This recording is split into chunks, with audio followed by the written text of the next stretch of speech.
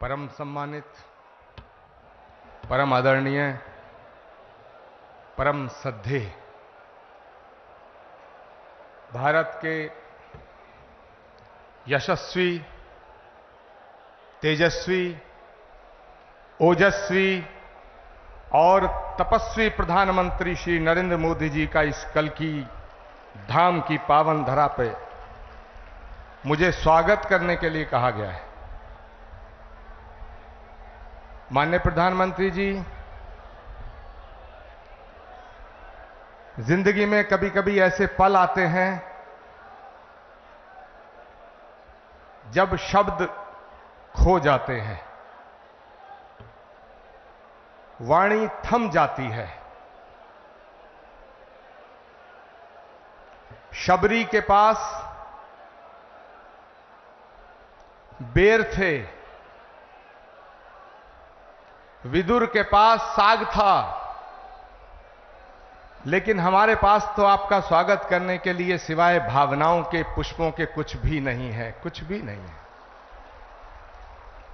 माननीय प्रधानमंत्री महोदय, इस मंच पे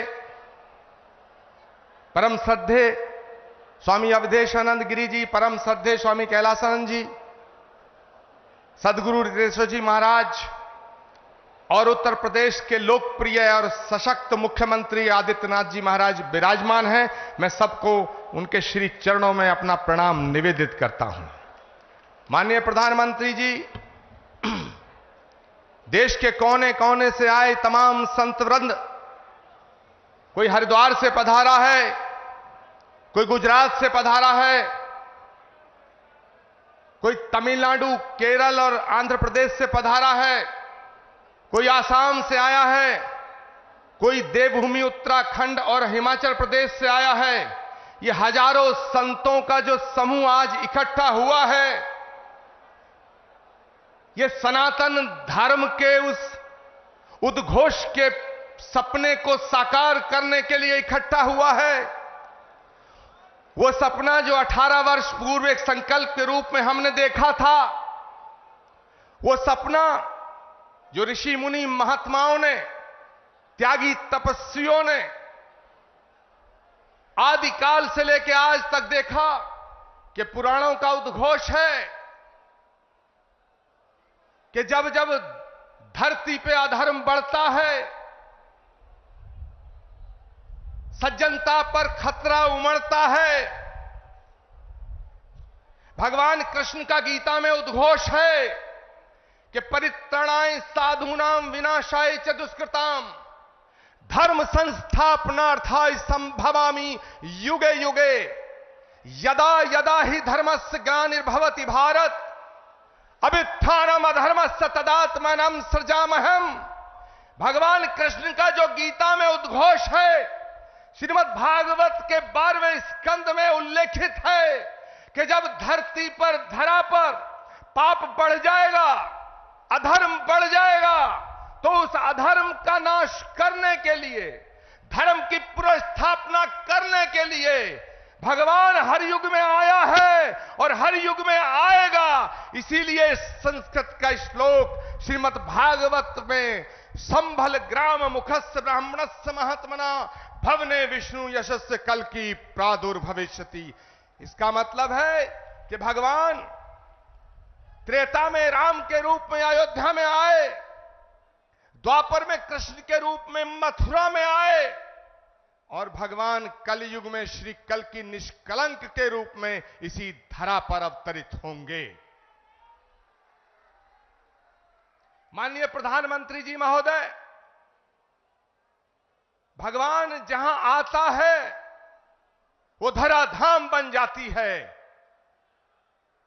अयोध्या में जितना काम भगवान का आपके हाथ से हुआ, ये ऐसा संयोग है जो सनातन धर्म और इस राष्ट्र की, इस ध्वजा को पूरे विश्व में फैलाने का काम, फहराने का काम, भारत की संस्कृति जो वसुधैव कुटुंबकम और विश्व बंधुत्व का संदेश देती है, उसको पूरी दुनिया में पहुंचाने का काम अगर आज कोई कर रहा है, वो भारत के यशस्वी प्रधानमंत्री नरेंद्र मोदी कर रहे हैं। माननीय प्रधानमंत्री महोदय, ये एक और अद्भुत संयोग है कि भगवान राम के सारे काज आपके कर कमलों द्वारा हुए हैं, और आज का ये दिन, ये शुभ घड़ी, जिसे देखने के लिए कितनी ही आंखें जो बंद हो गईं, ये शुभ घड़ी जिसका सपना हमारी कितनी माताओं बहनों ने देखा, और माननीय प्रधानमंत्री जी, ये आज सपना साकार हो रहा है क्योंकि श्री कल्की धाम की पावन धरती पे आपके चरण पड़े हैं। हम आपका स्वागत करते हैं, हम आपका वंदन करते हैं, हम आपका अभिनंदन करते हैं। मैं अपनी वाणी को विराम देने से पहले एक बात जरूर कहना चाहता हूं। यह कल्की धाम, श्री कल्की धाम, जहां भगवान आएगा, आज श्री कल्की धाम की आधारशिला माननीय प्रधानमंत्री जी के कर कमलों द्वारा स्थापित हो चुकी है। अब वो दिन दूर नहीं है जब भारत में राम राज्य की पुनर्स्थापना होने का समय आ चुका है। एक बात कहते हुए अपनी वाणी को विराम दूंगा। जब मैं प्रधानमंत्री जी को आमंत्रित करने गया था, तो मुझे नहीं लग रहा था कि प्रधानमंत्री जी मेरे निमंत्रण को स्वीकार कर लेंगे, लेकिन आप सब संतों के आशीर्वाद से, तमाम लाखों करोड़ों भक्तों की प्रार्थनाओं से माननीय प्रधानमंत्री जी ने मेरे निमंत्रण को स्वीकार किया। माननीय प्रधानमंत्री जी महोदय, जब आपकी तरफ से एक ट्वीट आया तो सारे देश के लोग, सारी देश की मीडिया मुझसे लगातार 15 दिन ये पूछती रही कि क्या प्रधानमंत्री जी आएंगे। मेरे पास कोई उत्तर न था, लेकिन एक उत्तर था। उन्होंने पूछा क्या उन्होंने कुछ लिख के दिया है। मेरे पास आपका लिखा हुआ कोई पत्र नहीं था। मैंने उस उत्तर में सिर्फ इतना कहा, जैसे शबरी को विश्वास था कि राम आएंगे,